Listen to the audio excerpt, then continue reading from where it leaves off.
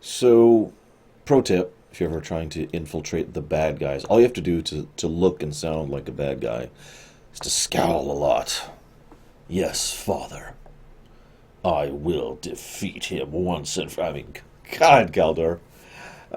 So we see the Terror Twins are back. That's cute. And Icicle Jr., who, of course, totes has a crush on her because of when he saw her the last time, which is 5 years ago, I remind you. Damn it, Icicle Jr., stop being such a creep. There's this bit I have in my notes where I say that it's a shame Beetle's not operating full tilt, since Beetle, at least in most of the other continuities, is pretty high tier. It makes sense. He's only recently taken the suit and can't even get the thing to cooperate with him, and who knows what's going on. And, well, so there's this bit where I wrote down, I wonder how much of their actual goal was Beetle, or the mountain, right? And I looked at that and I was like, yeah, because it feels like they're actually after Beetle. Sure enough, they make it a point of capturing Beetle at the end there, even with the bluff. Anyways, also, is that Ray Palmer? I'm just curious, back in the lab. Although I do feel bad for Mal, who's going through a fairly typical phase in a person's life. Where like, wow, life sucks now. Oh, if only life was better like it used to be. It'll take him a few more years to remember that life wasn't actually that good back then. Once he gets there, then he'll give in to crushing despair. And he'll start drinking, and I should probably stop talking. It's okay, I didn't go through that, because I always knew life sucked. I don't actually have a lot to say about most of this episode. It's still more of the thing. I do have one thing to say. One of the things I've often said is the only thing that determines how far you're willing to go to sell an infiltration is how much it matters to you, right? Like some people think you could have turned on us on such and such circumstances if you wanted to. Not if that wasn't their goal. See, deep cover usually implies there's something that, oh God, you know what? Let's just talk about this like it's economics. That seems like a fair thing, right?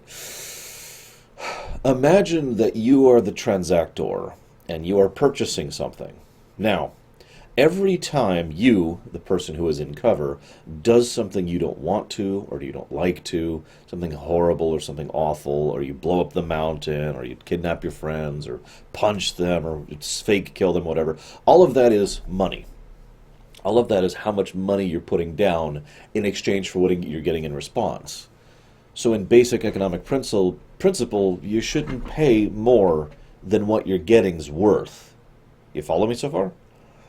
In other words, the only thing, and I started with this, but just to bring it back, the only thing that determines how far an agent or an infiltrator is willing to go is how much that goal is worth it. Now, I bring all this up because I've been wondering this before, and I'm starting to wonder it even more. What is worth all this? I mean, I know they're kind of operating with the best they've got because they don't have the big six, but there's still plenty of leaguers. And I'm wondering, it appears that their big shtick is to find out this mysterious partner of the light. Not actually infiltrating the light itself, mind you. Just finding out about the partner. And I'm starting to wonder how much that's actually worth. Or, to bring this back to my analogy, I'm starting to think we just laid down $100 for a carrot. I mean, I like carrots, but we'll see, I suppose, next time. But actually, before I move on to next time, Wally mentions the possibility that Kaldur is actually a triple agent. I don't buy that for a second, not at this point. You fooled me once, show. You're not going to fool me the second time with the same trick. Especially because it makes perfect sense. You might think, well, wait. You keep talking about the core trio, Wally, Grayson, and Kaldur, and how they're super tight friends and all that. What could possibly make Wally think his friend has turned on him? Wally said it himself, actually. He said it very openly and bluntly.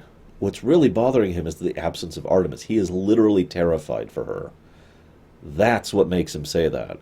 In short, I don't think Wally actually thinks that at all. I think he's just panicking, and he's taking it out on Nightwing, who happens to be the one there to take it out upon. Yeah. Either way, for real now, it'll be interesting to see if this carrot is worth all this money next time.